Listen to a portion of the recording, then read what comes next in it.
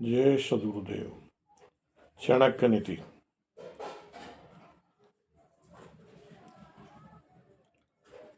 चाणक्य नीति के कुछ अंश। 1.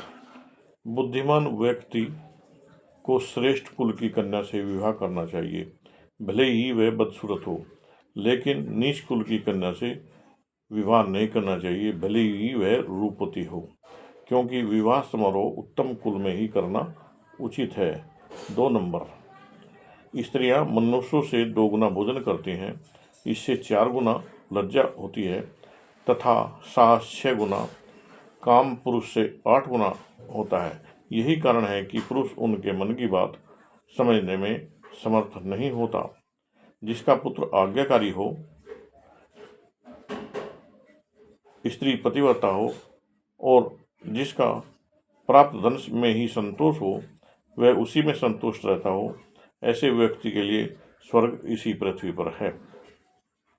आगे आचार्य चाणक्य ने कहा है, उद्योग परिश्रम से दरिद्रता नहीं आती, ईश्वर के नाम जप करने से पाप नहीं रहता, मौन से कलह नहीं होती और जागने से भय नहीं होता।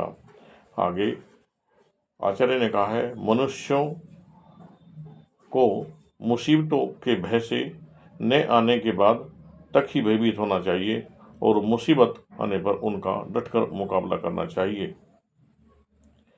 आगे कहा है, इस चराचर जगत में लक्ष्मी, प्राणियों तथा जीवन सभी कुछ नाशवान है, केवल धर्म ही निश्चित है।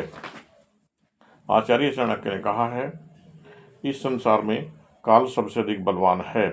काल सभी प्राणियों को पचा लेता है, इसका कभी कोई अतिक्रमण नहीं कर सकता। काल ही समस्त प्राणियों को छीन कर देता है, काल ही संहार करता है। संसार में प्रलय हो जाने पर तथा सबके समाप्त हो जाने पर भी काल जागता रहता है। काल दर्शक अभी उसके संचालक बनकर सिद्धि प्राप्त कर लेते हैं। आगे चाणक्य ने कहा है, बहुत ज़्यादा सीधे स्वभाव का नहीं होना चाहिए। वन में जाकर देखो, वहाँ सीधे वृक्ष दिखाई देते हैं, उन्हें पहले ही काट दिया जाता है और टेढ़े मेढ़े खड़े रहते हैं। आगे आचार्य ने कहा है, चाणक्य नीति कहती है कि गन्ना, तिल, मूर्ख व्यक्ति, स्त्री, सोना, धरती, चंदन, पान को जितना अधिक मसला जाए, उतना ही अधिक गुणों में वृद्धि होती है।